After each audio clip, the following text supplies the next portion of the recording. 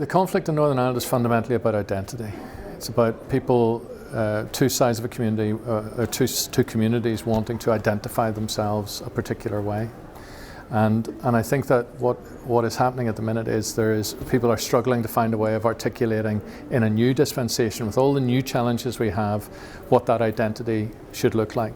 So part of that is cultural, part of it is about how you describe yourself through where you come from, whatever, but part of it is also very private, it's internal, it's that kind of sense of personal confidence in who I am and where I belong and what I stand for.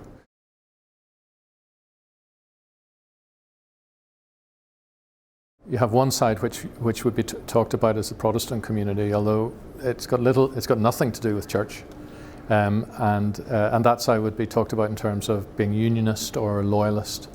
They want to remain part of the United Kingdom. The other side, which would historically been talked about as the Catholic side, although again it's not linked with religion, would be known as either Republicans or Nationalists. And they, in terms of identity, want Northern Ireland to be returned to being part of the Republic of Ireland, the whole island of Ireland.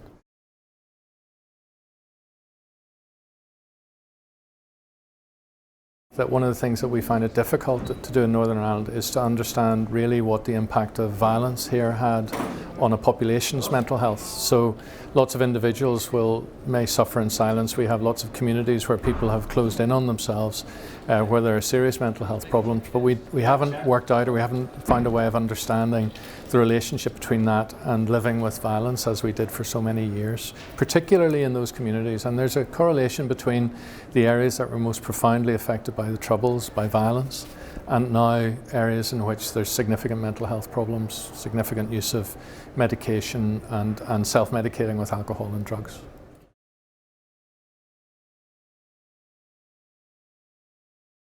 When I was growing up, it would be quite normal for my family had a bottle of Valium in the house. That would be quite normal. People, children even would be given a Valium before an exam or whatever. And I think that people now realise that that's not really normal.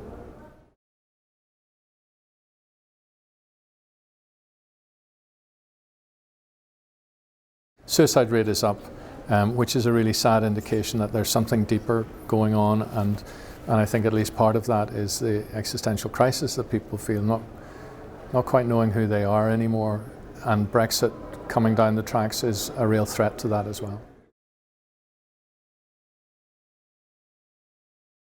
I think there's a paradox in that. So you could argue that what has happened in England has been the rise of English nationalism in a way that wasn't around 20 years ago.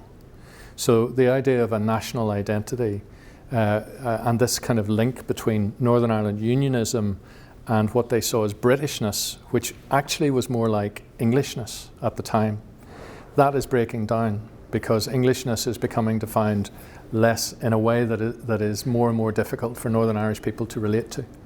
So I think for Northern Ireland unionists, that sense of connection with England, with the British Parliament, whatever, I don't think it's broken, but I think it feels different.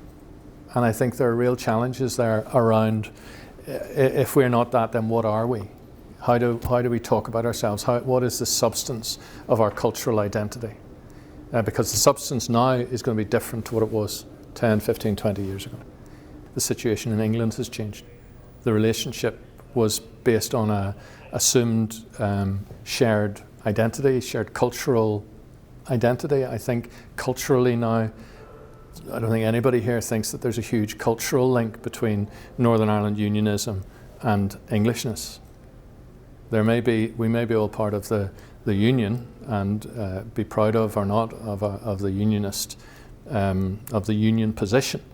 But in terms of cultural identification, I think it is a real struggle to think that there is a sense of cultural synergy between Northern Ireland unionism and London Englishness.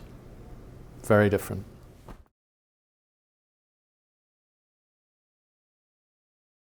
Brexit is the product of an increase in kind of local nationalism, if you like. So English nationalism, as opposed to when I was growing up, this kind of very generic sense of Britishness. Right. But that nationalism, I mean, that's not unique to the UK. That's happening all over Europe.